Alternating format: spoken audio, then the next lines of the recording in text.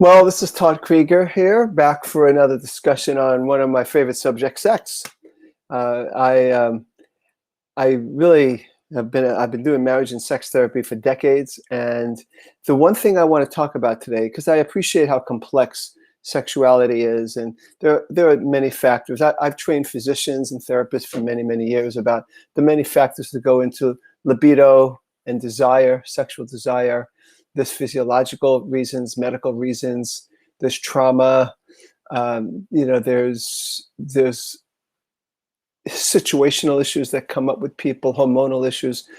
But today, I really want to talk about is something that, to me, permeates everything, that isn't talked about near enough, and that if we could understand this one thing about what it takes to have passion in a long-term relationship, well, then I've done my job.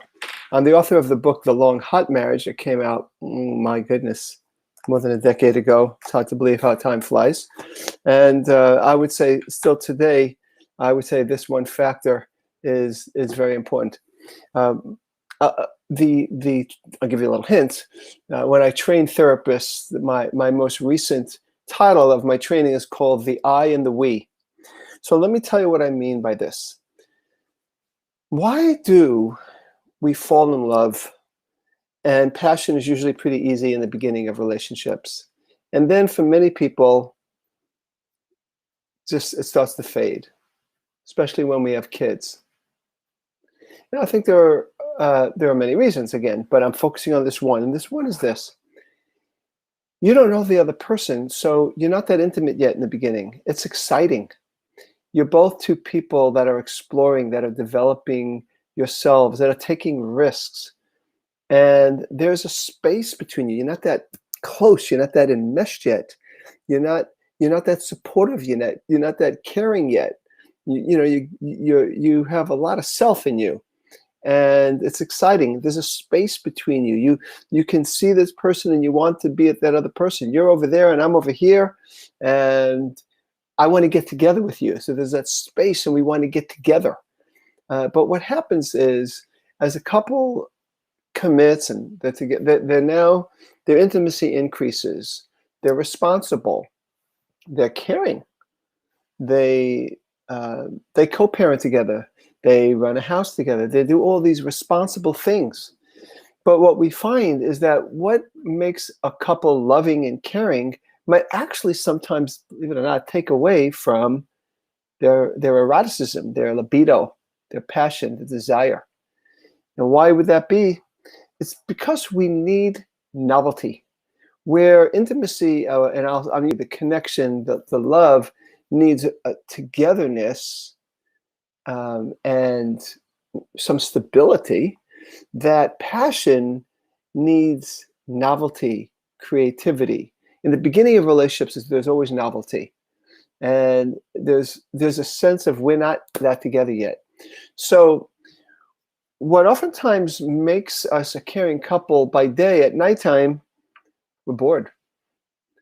We actually need to discover new parts of ourselves that could come out. We need to access parts of us that sometimes aren't necessarily our most caring self. There's nothing wrong with caring, but being selfish in the highest possible way. I use the term healthy selfishness is really a crucial thing. It's really important in having a passionate relationship to have healthy selfishness. Healthy selfishness leads to healthy sexuality. Now, selfishness is not the same as self-absorption, right? Self-absorption is I'm not even looking at you. I'm just focusing on me. But selfishness means I'm paying attention to me. What is it that I need? Not necessarily only in the bedroom, but also in the bedroom. The thing that I see over and over with a lot of the couples I see is that they're not taking care of themselves. Their lives are just all about productivity and responsibility. And if your life is all about productivity and responsibility, you might be doing a great job if you have a partner running a household and all that, but you're not being selfish enough. And your libido suffers. We need to be selfish. Now, I've seen several couples this week, for example, where In this case, it's not always this case, but sometimes the woman is, these cases, have less libido. They've lost their desire. They really don't want to have sex. In both of these couples I'm thinking about, let's say the husband's name is John in both of them. Actually, it's neither one. They would say something like, "It's always the John show," meaning that they have to emotionally take care of John, or John's in this case. And these men, they need that affirmation. And so when you need someone as opposed to want someone, it makes it harder for the other person to be selfish. So what happens is these two women have lost their ability with their partner to be selfish. They can't think about what they want because their partner will complain, will get angry, and it just diminishes greatly their libido because they need to be selfish. So a lot of times I tell the partners, in this case, these two husbands, that you need to encourage your partner's selfishness. I'll never forget many years ago, back in the 80s, because I've been practicing a long time. I was very young those days. I remember I had this couple where she was the stay-at-home mom with a 12-year-old and a 14-year-old, and yet she discovered school. She went back to Orange Coast College, just got her feet wet. She was talking about Orange Coast College with her husband in the session. Her eyes lit up like a Christmas tree. Her husband was saying, it's like, I'm not a priority. Kids aren't a priority. It's all about school. When it got down to it, he had some jealousy about the young men that she was in school with, because she's one of the older people in the school. But the problem there is, jealousy actually could be a good thing in terms of passion and libido. But the problem is his jealousy overtook him, and he didn't say, "Yeah, I have some jealousy, because look, you're such a beautiful woman, but go fly, go soar, go to school, enjoy yourself." You know what that would have done for that passion, that libido for this woman? And so I tried to help this couple. I tried to help him let go. I tried to help him see that as he let her go and let her find her own healthy selfishness, that he would benefit. In this case, he didn't listen, and they divorced. So she had her aliveness.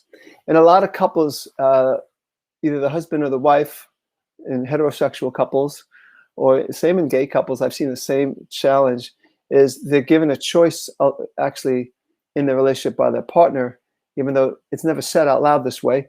And it's basically, you have to choose between your own passion, your own individuality, your own aliveness, and me. And a lot of people will choose the other person because they don't want to lose that other person. So they're with that other person, but they lose themselves. So in a sense, we need to have that I. We have to find our selfishness. And in a way, and I've said this many times, is in a way, you got to be willing to lose the relationship in order to have a good one. You have to be willing to lose the relationship in order to have a passionate one. So it's very important to be able to manage one's own feelings when your partner is growing and developing. And again, in the beginning of relationships, you were infused. You were two people, and you got to be those two people again. You have to have that interpersonal space between you. In surveys that have been done all around the world, when asked what makes you get turned on, what is the thing where you're most excited about your partner, one of the main answers was, when I see my partner in his or her element, when I see that person doing their talk, because they're speakers, let's say, or when I see them doing surgery, if they're a doctor, or whatever the case may be, or when they're singing, if they're a performer, it turns me on. And why that is we love to see that separateness. That partner has something there. They're not needing me to feel alive, and I'm not needing you to feel alive. We are our own two people, and we come together alive. So it's really very important in terms of our own separate activities, but also in our interactive activities. There needs to be room for each person. One couple I'm thinking about today, for example, that because he would communicate. He would say, we communicate great. We really communicate great. And when I asked, well, what does that look like? He says, well, I tell her things. I tell her things. I said, but do you listen to things? Do you listen to things? And she piped up, he doesn't. I might say a word, then it becomes him. He's trying to tell me what a good person he is and why I should desire him. And in that very process of him trying to convince her that he's worth her desire, he is taking away her libido because she can't express herself. There's not room for her. And so we need to have the healthiest erotic couples are those that could be separate, that could have the tough conversations, that could both feel like they have an I. They both feel they have an individuality. Now, in terms of the bedroom too, we need to continue to develop our own I even in the bedroom. Like, what do I want? Can I show up in a new way? And I'm not talking about necessarily different sexual positions, but that's fine. I'm really talking about accessing a different part of you, sharing something different. Some people want I've had a couple where one person finally admitted, I like the power differential. I like to be submissive. Another person who says, I like to be dominant. The other partner goes, oh, I'm uncomfortable about that. But there's a process of appreciating each other's differences. They learn to not judge, because usually judging actually is coming out of fear. They recognize that, and they begin to give space for each person to have these multiple parts of them. Maybe the parts of them, they could have nice, sweet, loving sex, but then maybe there's the naughty part. And they allow that part to be and to have space to come out. And they manage and work through the anxiety about that if it's something new to them. On the other hand, I have had couples where one person only wants to have kinky sex. And I remember the woman said to me in front of the husband, can we just have meat and potato sex? And I think what she was saying there was, can we just have sweet, gentle sex? Does it have to be? So what happened is the kinkiness became mundane and routine, and she needed some newness in the other direction.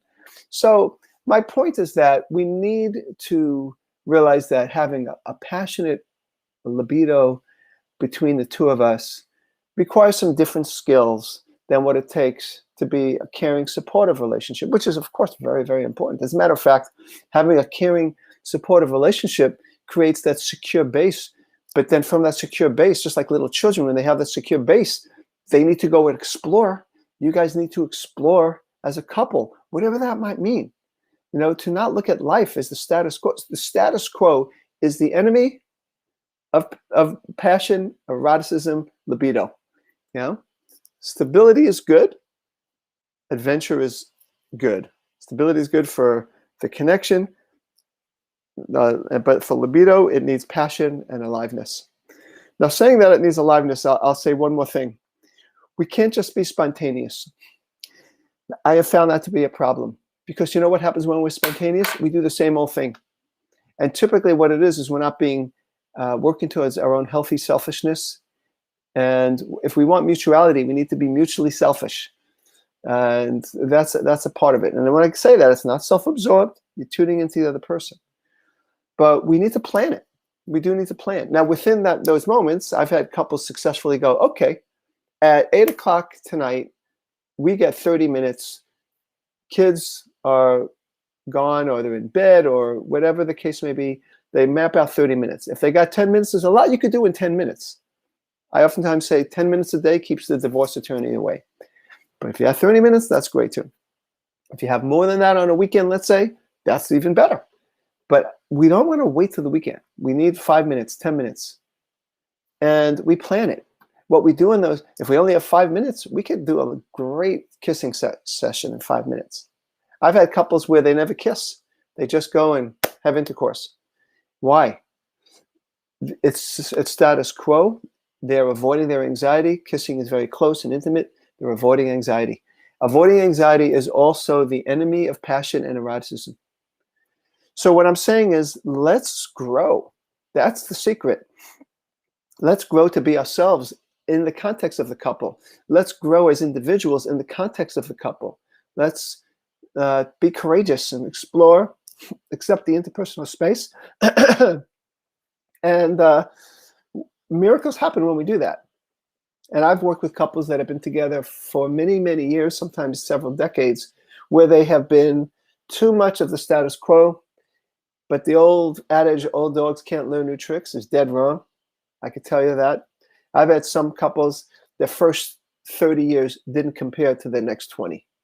Then the last 20, and I've been around, not that long, but I've been around long enough to see people who maybe have been married 30 years, and I saw their last year of those 30 years, and then I've seen them 15 years later. I'm thinking of one couple in particular. They were from 25 to 55, had a pretty dead relationship. From 55 to 70, I actually worked with them at age 55. I hadn't seen them for 15 years. They came to a communication workshop. I come up to them after these 15 years later. I was so happy to see them. They were on my email list. And I said, it's great. You're here for communication, but how's your sex life? They said, the last 15 years have been amazing. Okay, first 30 years, not so great. Next 15, from 55 to 70, totally different. So it's a message of hope. It doesn't just happen. I'm here in all kinds of ways. I have my program, Divorce Proof Your Marriage, and I have other blogs on sexuality. And of course, there's me, who I do my therapy and my coaching. So thank you. This is Todd Creager, making the world safe for love.